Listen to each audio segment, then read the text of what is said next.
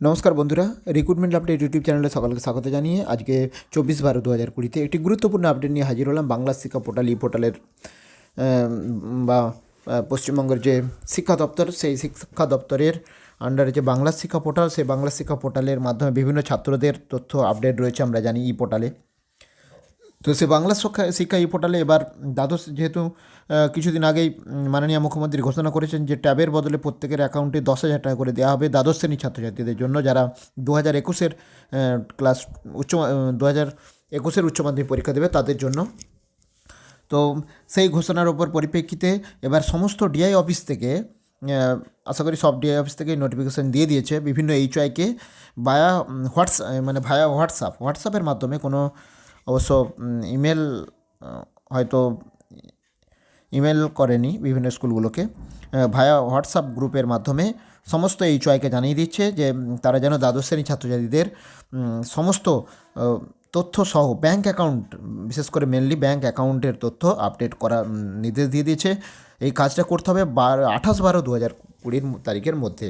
তো কী রয়েছে আসুন দেখে নিই বিস্তারিত কী রয়েছে। এখন দেখুন, as directed by higher authority, this is to inform all HY of higher secondary school, উচ্চ মাধ্যমিক স্কুলগুলোকে বলছে, that bank details, bank account number, IFSC code etcetera of class 12 student appearing HS exam 2021, যারা এইচএস 2021 দেবে তাদের জন্য, আর two be uploaded in বাংলার শিক্ষা portal.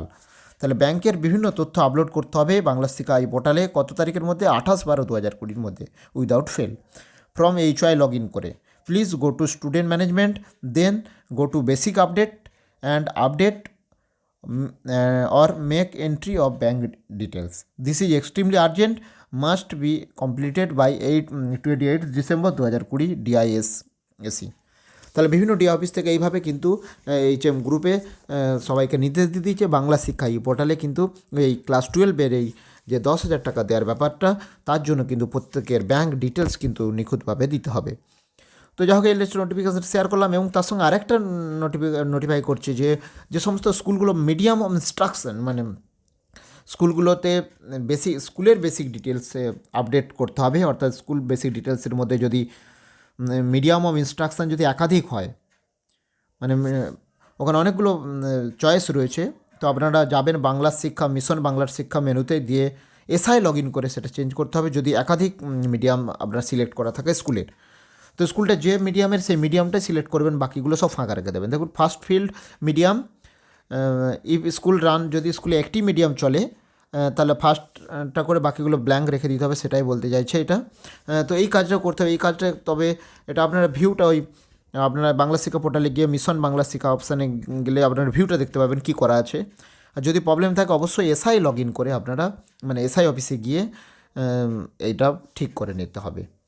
তো এই দুটো কাজ মোটামুটি এরিয়া অফিস থেকে জানানি নির্দেশ দিয়েছে। বিশেষ করে উচ্চ মাধ্যমিকের যারা পরীক্ষার্থী রয়েছে 2021, তাদের ব্যাঙ্ক অ্যাকাউন্ট তথ্য কিন্তু দিয়ে দিতে বলেছে।